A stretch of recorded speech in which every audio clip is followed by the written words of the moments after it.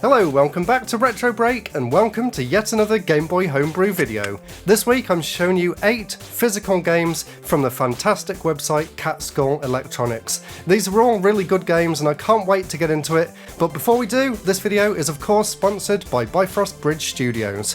If you're interested in Star Wars at all, definitely go and check out their Patreon because they're currently making a Star Wars fan comic, and each month over on Patreon you'll be treated to a new page in the story. So if you like the look of this comic here, definitely go and check them out. And now with that said, let's get on with the video.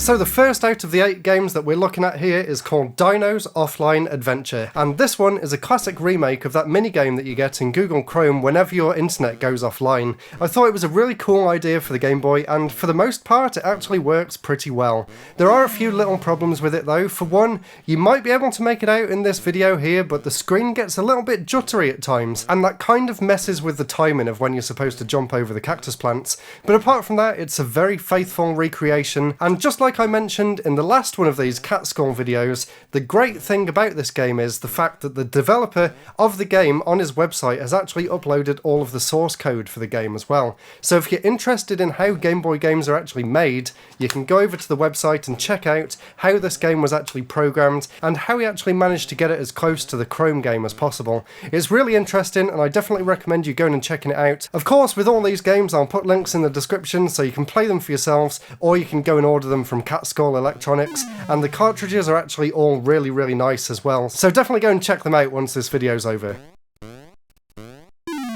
Now the second game here, this one is called Airaki, and this one is a really interesting puzzle/fighting game, much in the vein of Puzzle Quest, which was one of my favourite games on the Wii and the DS back in the day. So to play a downscaled version of that on the Game Boy is really cool. Basically it plays kind of like Bejeweled, but you can actually flip the controller on its side or top to bottom, so you can choose whether to make blocks move left and right or whether they move up and down. And just like Bejeweled or Candy Crush or any of those games, you just have to make 3 or more of the same shape, but depending on what chains you make actually affects what attacks or defense you do on your character, and that's what makes these style of games so interesting. You kind of have to plan what you're going to move and when. A funny thing about this version of the game as well, if you match up these cups here, you actually get drunk and the screen starts shaking for a minute or two and kind of blurs your vision a bit. So really well made game, definitely worth checking out. The third game here, now this is a really weird one. This one is called Quartet, and it's a very simple puzzle game.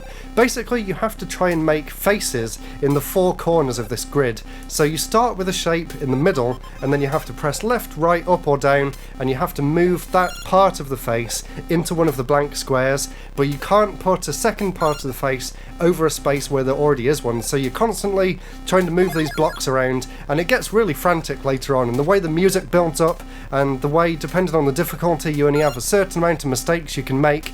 This is actually a really fun and addictive game. It's a very unique concept and not anything that I've really seen before. So if you enjoy fast-paced puzzle games and if you enjoy trying to get high scores as well, definitely check out Quartet. And this is the first of 3 games in this set that also include Game Boy Color support as well. So if you're playing this on a Game Boy Color, you'll get full color, or you can also play it in the original Game Boy as well. Really cool game, that one.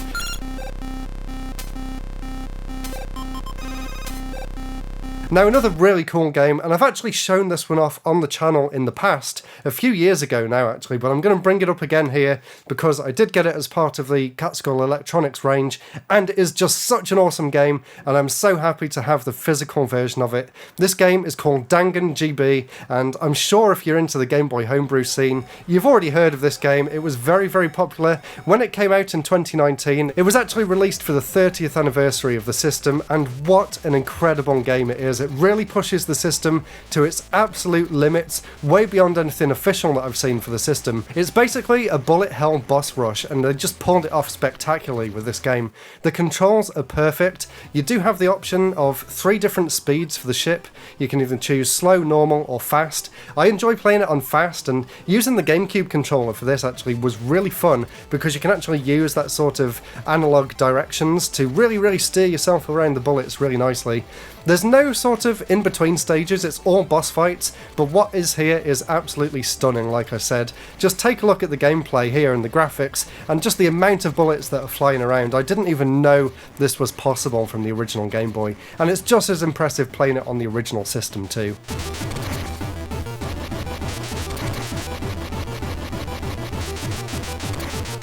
This one's called Mona and the Witch's Hat Deluxe, and this is a really well polished game, but unfortunately it's also really short, and I wouldn't say that it was worth the price that they're charging for on the site, unfortunately, because what is here is really good, but you can actually complete the entire game in about 2 minutes or less, and there's not really any replay value because this is just a straight platformer, level to level. But what is here and what the developers have managed to do is really good and really well polished. I just wish there was more to it. So if you want a really cute and simple platformer for the system that actually also includes a shoot 'em up stage at the end, definitely check out Mona and the Witch's Hat, but just be warned that it is quite expensive for a game that you can complete in only a few minutes.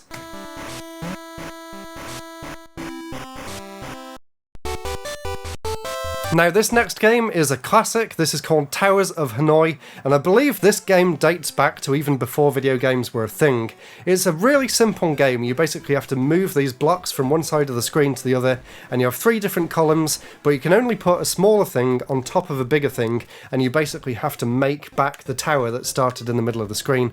It's kind of a hard concept to get your head around at first, but once you do, it's a really simple game, it's really fun, but it is quite frustrating. And another thing that frustrated me about this version of the game in particular, I've played it on other systems in the past, so I kind of already knew what to expect, but the way they've got the controls set up for this version in particular makes it a little bit more difficult to play than I would have liked. So you have to actually use down and A and B to kind of move them from side to side, and I did have to keep referring back to the controls that were on the side of the screen, unfortunately. But if you can get over that, and if you enjoy these sort of logic-based puzzle games, then definitely check out Towers of Hanoi. 2 more left now, and 2 really good puzzle games. The first one here is called Petris, which you would think is kind of a spin-off of Tetris, but it's not really.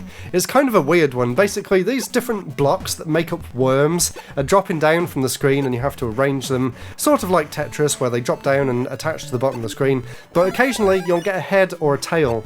And the good thing about this one being colour compatible as well is the fact that you have to make the different snakes out of the different colours. So you can kind of see here that you need a body made of green, and then you need to attach a green tail on the end, and you need to attach a green head on the other side.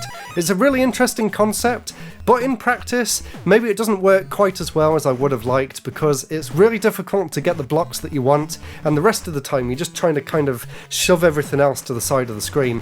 It is very well made though, and there's actually quite a lot of different gameplay options, and it looks and sounds really nice too, so they definitely put a lot of effort into it. And if you enjoy Tetris style puzzle games, and if you want something a little bit different for the system, definitely check out Petris. It's probably one of the most polished homebrews that I've seen actually.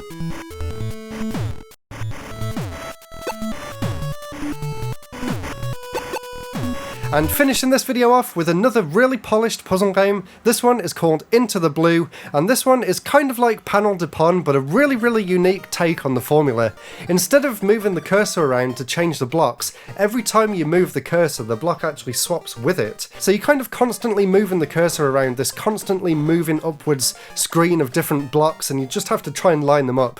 It is kind of easy though, and you can kind of get into the zone with it, but it did seem just a little bit too simple for my tastes. I preferred the complexity of Petris, whereas this is a really simple, really basic, but really well made puzzle game for the system.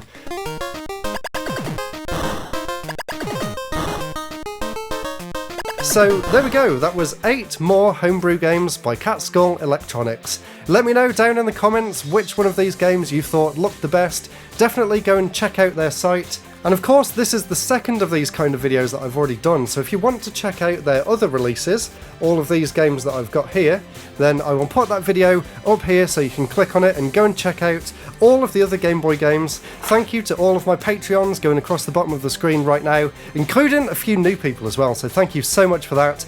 Really hope you enjoyed the video. I'll see you all next week for the next episode. Goodbye!